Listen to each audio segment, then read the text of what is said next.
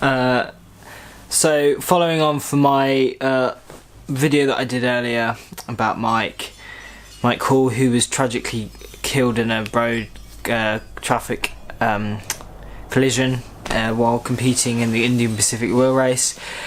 I just wanted to share a bit more about what the future of the race is like, because obviously now there's going to be a lot of thoughts towards the race, and it being, well, the race isn't on anymore. Obviously the race has been cancelled, but what I think is the ride hasn't stopped. I think that the 50 plus riders that are still going should continue riding to the end, if they feel safe. Obviously, if you feel unsafe about while doing the race after the events of what's happened recently, then yes, don't carry on. But if you feel safe and I feel like in Mike's memory, riding to the end would be amazing. Just to be able to. Mike wouldn't want everyone to quit or anything. He's such an inspiration. Before the race, I watched a few documentaries that he was in, and he's insane. He was just amazing.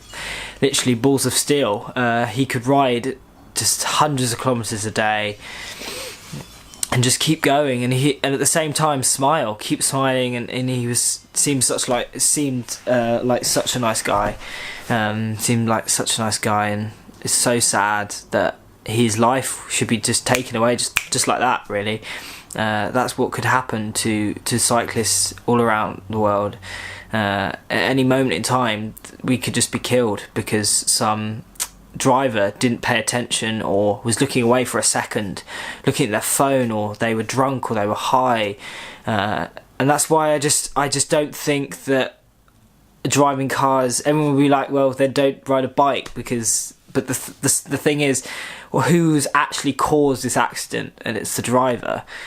Who causes collisions with cyclists? It's not always the cyclist. Sometimes it is, if the cyclist is being a bit stupid.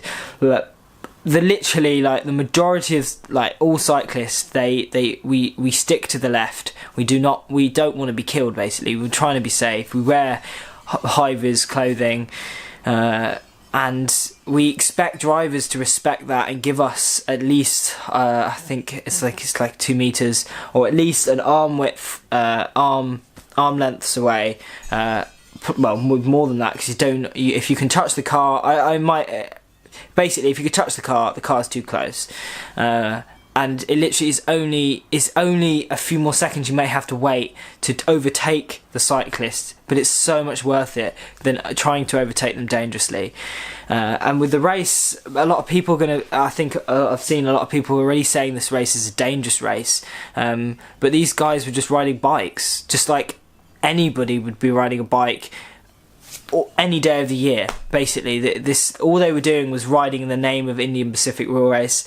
They weren't it was an unsupported solo ride. They were on their own, and then just because it's a race doesn't make it a dangerous race.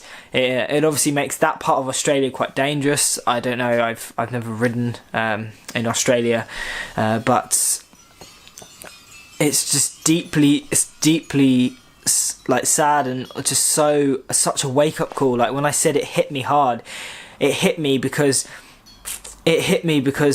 I, as a cyclist, it brought it home. It brought home that actually, hang on a minute, I ride my bike every day, and I'm safe, and I don't put myself in risk of me being hit by a car, or if I go down a narrow stretch between cars. I'm always careful. I'm always looking ahead. I'm never just looking down on the handlebars, looking down. I'm always looking ahead. I'm always anticipating cars and making sure that they're not, say, opening the doors before I ride next to them, or and the majority of drivers, they're careful. They're considerate, but cars kill people, they kill animals, whereas cyclists and bikes don't. They don't kill people, they don't kill cyclists, don't kill animals. And so I think we should, be riding bikes and driving cars very minimally. Like, if you have to drive a car, then yes, but don't use it as your only means of transport. Use cycling as your main transport, and ride and drive if you need to, like really need to. I'm going to still learn to drive because I want to have a driver's license, but I'm not going to own a car. I'm just going to ride my bike everywhere or get the train. It's just so much better for the environment. It's so much better for your health. It's just and I think in the light of what's happened, I just cannot. It's like I'm looking at photos of Mike, and I'm looking at footage from the race, and it's just so. It's just so like, what the fuck? Like, it was such a happy race. It was such a great atmosphere, and then suddenly, out of nowhere, and when I say the future of this race, I think there's going to have to be a lot more regulations on this race, and obviously it's down to the fact that it's not the race, it's the bikes are always, like, you always have cyclists around the world. Just because it's happened in this race doesn't make the race a dangerous.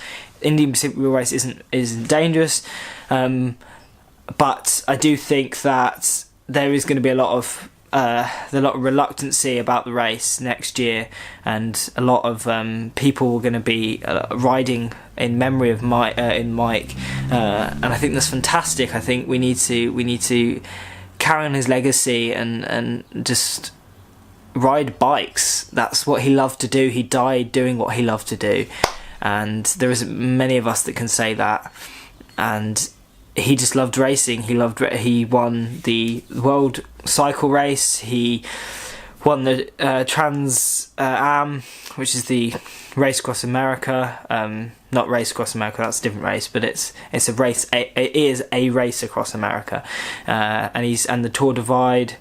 He won that a few times. He was just a beast on the bike. He was an absolute beast, and such an inspiration. And I will just follow his legacy and ride a bike. And I want to compete in these races. Ultra racing really appeals to me, and that's why I think that set me back a bit, because I'm now a bit like, I've got to be careful. You've got to be careful out there. Wear high vis. Always wear your helmet. If you're a cyclist, and drivers, please remember. And I'm sure you do. But just give us enough room, because it could be between a cyclist surviving or dying, and plus you could be injured as well in the accident. So please just be careful out there, and stay safe and be seen. See you later. Bye.